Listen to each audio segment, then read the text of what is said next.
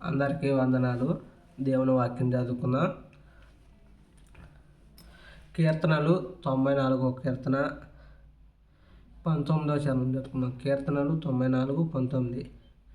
నా అంతరంగమందు విచారములు హెచ్చుగా, నీ గొప్ప ఆదరణ నా ప్రాణముకు నెమ్మది కలుగు చేయుచున్నది. నా అంతరంగమందు విచారములు హెచ్చుగా, నీ గొప్ప ఆదరణ నా ప్రాణముకు నెమ్మది కలుగజేయుచున్నది.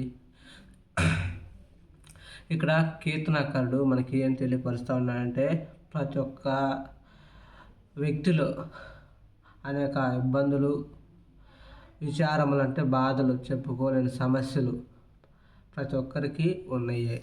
కానీ ఆయన ఏం తెలియపరుస్తూ ఉన్నాడంటే, ఆయన యొక్క గొప్ప ఆదరణ మన జీవితాలకు ఎలా ఉండేది, నెమ్మది కలిగించేదిగా ఉంది.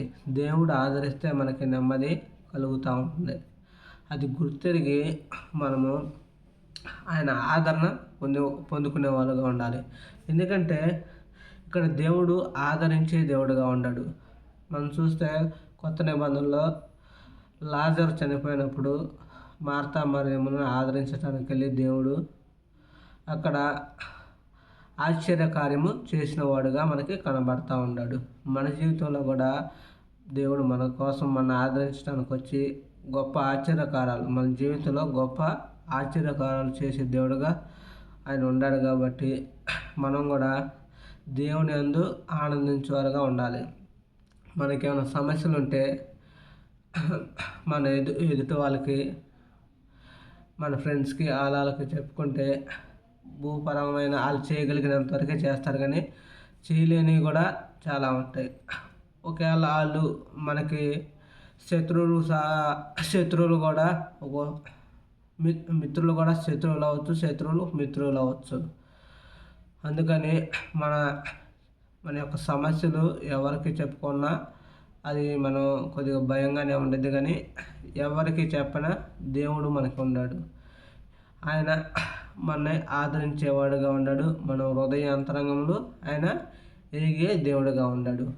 ఎందుకంటే ఇక్కడ కీర్తనకారుడు చెప్పినట్టు ఆయనకు విచారములు ఎక్కువగా ఉంటే దేవుడు ఆదరించేవాడుగా ఉన్నాడు.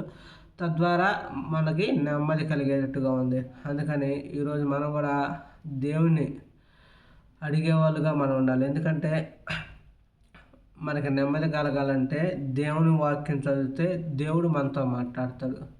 మనకున్న సమస్యలు చెప్పుకోవాలంటే మనం దేవుడితో మాట్లాడాలంటే ప్రార్థన చేయాలి.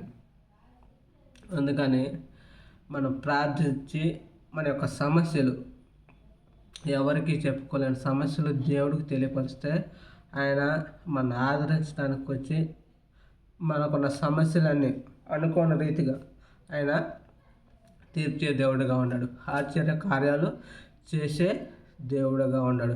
అందుకని మనం కూడా అది గుర్తెరిగి మన దేవుడు ఆదరించే దేవుడు, ఆదరణ కలిగించే దేవుడు, మన జీవితంలో గొప్ప కార్యాలు చేయగల దేవుడు. అది గుర్తెరిగి మనకున్న సమస్యలు, ఇబ్బందులు ఏదన్నా కానీ మన పనుల భారం యెహోవా మీద మోపితే ఆయన సఫలపరుస్తాడని సెలవిచ్చాడు.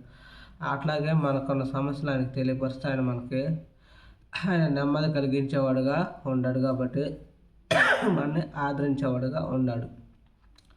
అందుకని మనం దేవునికి తెలియపరుచుకుందాం.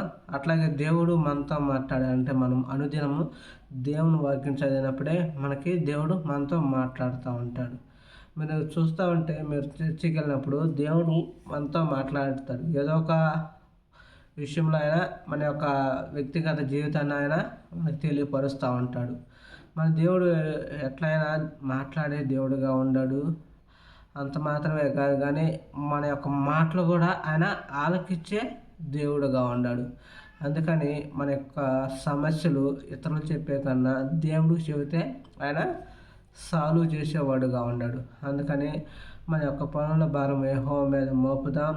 ఆయన మనకి తోడుగా ఉండి మన ఆదరించి మన జీవితాల్లో గొప్ప ఆశ్చర్యకారాలు చేస్తాడని నమ్ముతూ ఈ వాక్యాన్ని ముగిస్తున్నాను. దేవుడి వాక్యం దించును గాక. ఆమేన్. అందరికీ వందనాలు.